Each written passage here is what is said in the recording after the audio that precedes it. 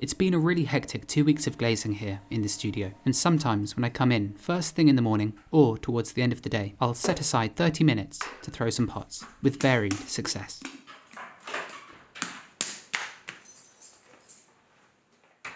This is Big Dave, by the way, my neighbour's cat, who, given the chance, will explore every single inch of my workshop on the days where my dog, Chiro, isn't with me.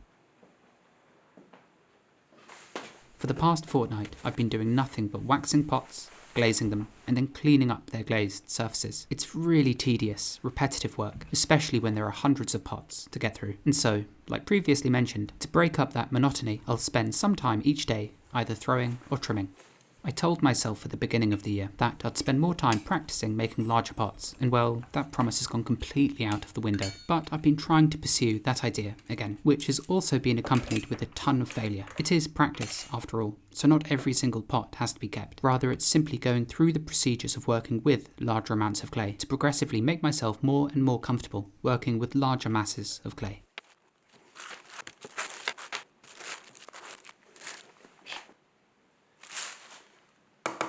In an ideal world, I'd really like to be comfortable working with 5 kilos of clay, about 11 pounds, to create tall, angular vessels. And it really is this angularity that adds so much difficulty to this process. I can throw rounded, bellied shapes with really not that many issues, but when sectioning them off, defining their narrow feet, and throwing those more distinct, sharp-cornered planes that make up these shapes, that's when issues arise. And really what I need is some good, solid, consistent practice.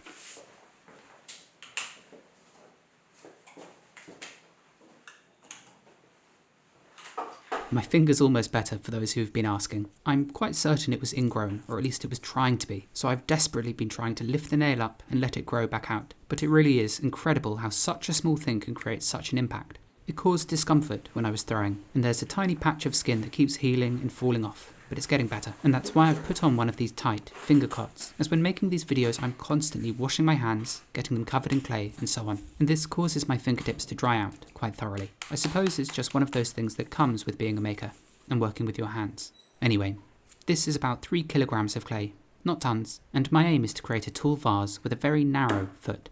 So, I begin by rounding the bottom of the lump of clay, and then I slam it down firmly. This way no air can be trapped underneath it. I then pat the soft clay into a conical shape and then seal the bottom, like so.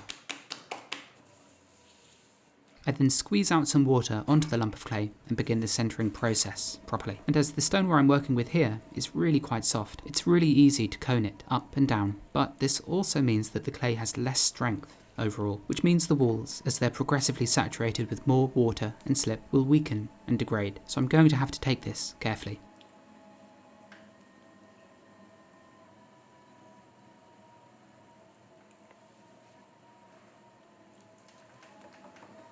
This process of coning the clay up and down is something I've covered in a lot more detail in another video, so if you would like to learn more about it, I'll leave a link to that video on screen now and in the description below. But essentially it's sort of like wedging on the wheel. It causes the particles of clay, the platelets, to align, in theory making the body more plastic and more responsive, and therefore easier to throw with. And with larger lumps of clay like this, I really feel like it makes all the difference. Whereas with smaller pieces, when making things such as mugs or bowls, I won't always center my clay as thoroughly.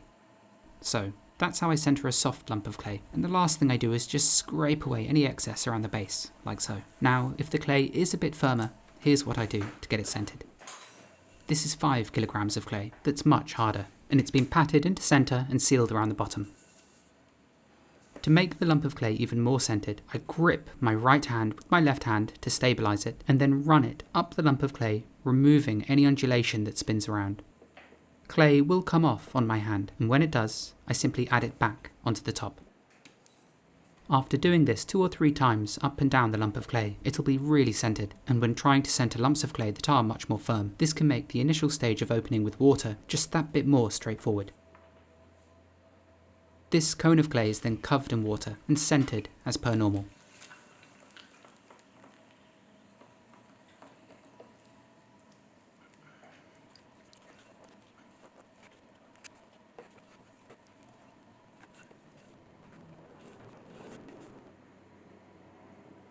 So, we're back with the 3 kilogram lump. It's shaped into a tall mound with a flat top, which I then open up with a thumb and an index finger, with the aim of leaving about 2 centimeters in the bottom.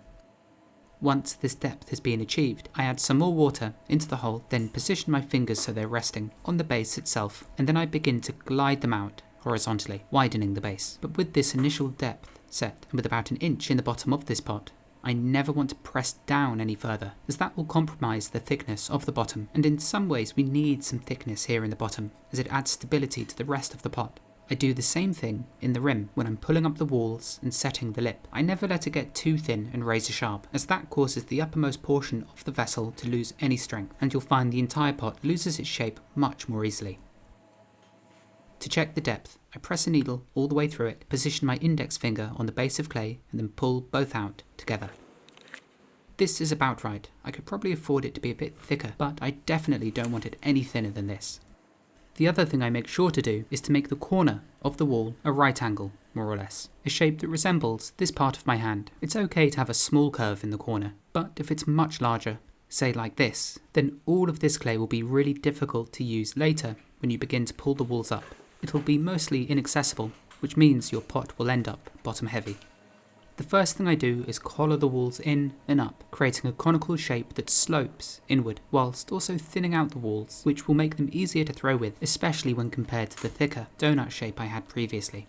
I then reach my hand inside and make sure the base is as wide as I want it, as the process of collaring it in, like I did previously, can cause it to constrict. Ultimately I want this pot to have a narrow base anyway, which is going to make throwing this specific shape a bit more difficult, and as a result I will leave some excess material in the lowest portion of the wall to give it some strength.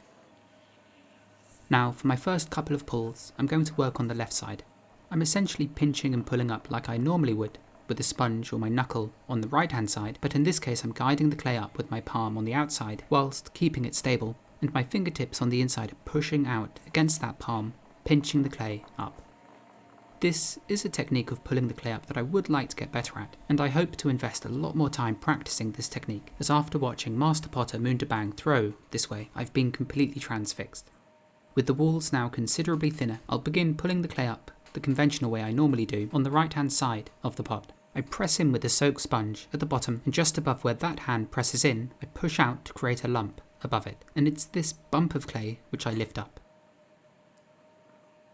Then, in between pulls, I collar the clay in like so, and this is where I've recently had another revelation, which is simply directing my index fingers up as the clay is collared in. This keeps the cylinder stable and supports it above where you're squeezing in from below, which prevents the massive clay that ends up being above your hands from spinning out of control. There have been a few other failures recently. In both cases, they were undulations created after the more distinct angles had been thrown into the pot. It can be frustrating in the moment, but it's all practice.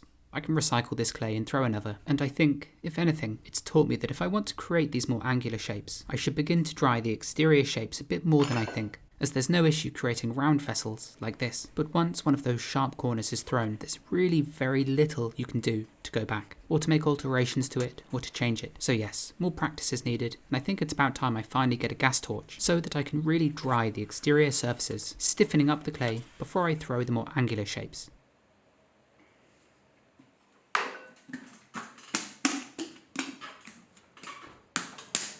Anyway, back to the vase at hand, and I'm going in for another pull to increase the height of this cylinder. It's generally a tall cylinder like this that I start with before making many of my shapes. My aim is to make the walls even throughout, but as the bottom third of this pot, or less, is going to overhang quite significantly, I will leave it a fraction thicker. This way, after the clay has turned leather hard, I can trim back this excess material to create a shape that I would have probably never been able to throw. In a way, creating pots with really narrow bases is a real pain, as with a thin base the pot is more likely to teeter to one side or the other during this latter half of the throwing stage. And it's for that exact reason that I've left a ledge of clay around the very bottom. This is to help stabilise the pot, and I'll scrape it away towards the end of the throwing process.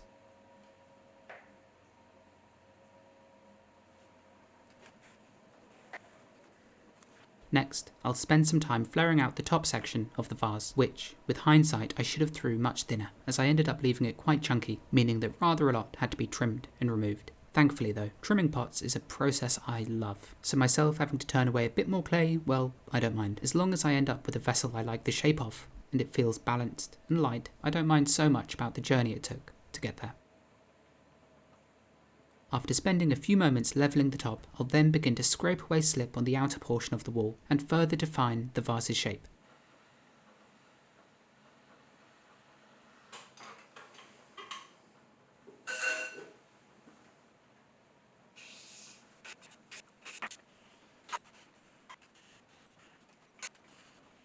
I then spent a few moments softening the throwing rings on the inside, as I don't really want them to be too prevalent in the finished piece, which is a comment that always seems to trigger lots of potters out there. Oh no, Florian, you're removing the life and the soul of the pot. Stop! Well, aren't we lucky that we're all making pots a bit differently? As Christ, wouldn't it be boring if we all made the same thing? And if anyone actually making a comment like that actually held one of my pots, they'd still really easily be able to tell it's a handmade object. And with that, the vase is sliced off the wheel, for which I use a twisted metal wire, as it creates a cut that's less likely to reattach after the wire has cut all the way through. I wouldn't recommend using a nylon wire for this step, as it creates such a smooth incision that it's really likely just to seal back down. With this vase now thrown, I'll now let it sit out overnight, as I really need to be able to trim this the following day. Now, leaving it out like this probably wasn't the best idea, due to there being drafts in the workshop, resulting in pots leaning to one side and potentially distorting, as that moving air hits them from one direction more than the other. In this instance, that's resulted in the rim becoming slightly oval. There's also a slight up and down undulation, which I'm going to have to deal with. So, I begin by attaching the pot down using some slip. This watery clay dries quickly, securing the pot really firmly in place if you do it correctly.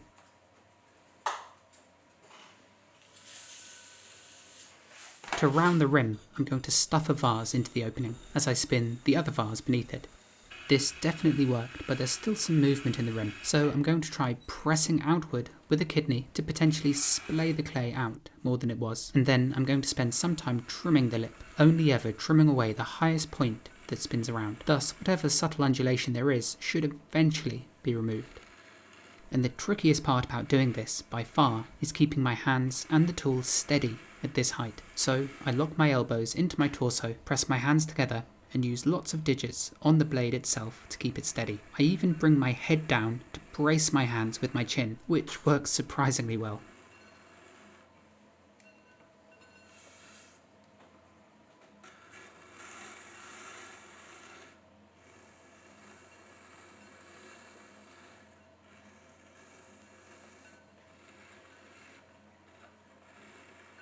Now, earlier in this video, I spoke about how I left this upper section relatively thick, which means there's plenty of turning to do. And again, as I use the trimmer and move it slowly down the outside of the vase, I let it trim away more from one side than the other, eliminating the slight undulation there is in the walls.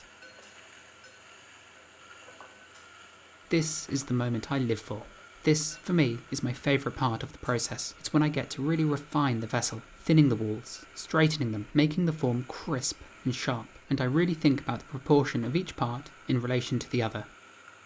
My hands are kept really steady, moving up in space, defining the profile of the pot I want. And you'll notice, when I'm really removing a lot of material, I only use a very small portion of the blade, as this gives me much more control as compared to if I was to use the entire extent of it. I also really favour using a tungsten carbide blade for this, as it bites and tears through the clay so easily.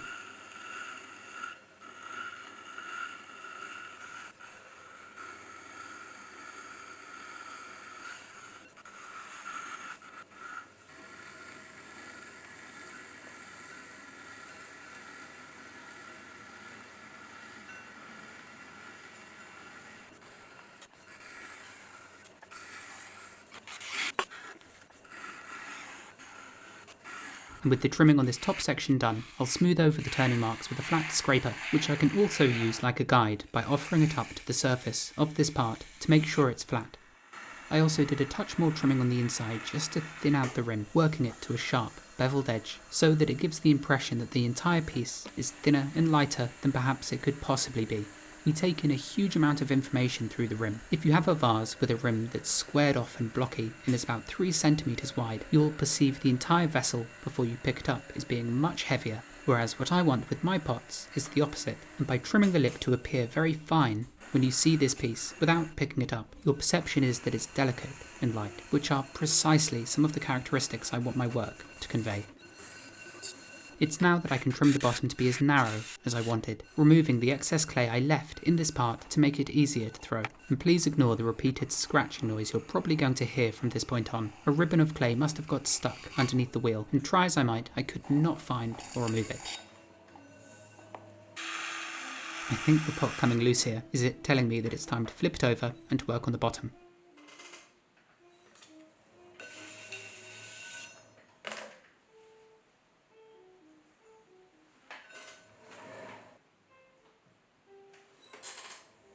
And yes, I know what this pot looks like when turned upside down. The colour really doesn't help either.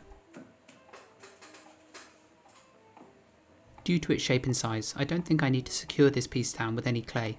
A spinner pressing down from on top should be enough.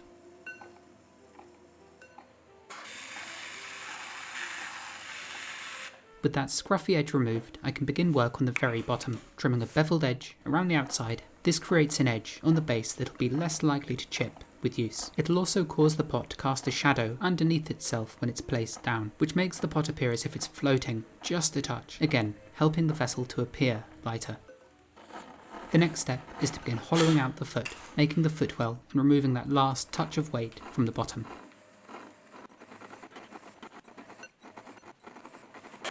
The lowest portion of the pot is then burnished, as this will be the only bare clay on the vessel that remains visible, so it has to look neat and tidy. And then I use my maker's mark to stamp the foot, forever marking it as a vessel made by my hands.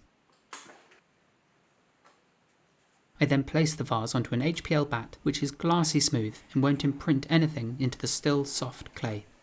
And that's this vessel finished for now. A reprieve of sorts from the endless glazing, but with a few firings underway, there should be a couple of really exciting videos coming soon, such as the results for those new metal tests I was doing, the stepped, more sculptural vessel, and a few other projects I've started but haven't yet finished. For this piece though, I'll simply cover it in plastic overnight so it doesn't dry out unevenly and warp, and I'll have to pick up this video with the glazing and the firing in a future upload. For now though, thank you so much for taking your time to watch, especially if you made it to the cleanup at the end, and as always, I'll see you next time.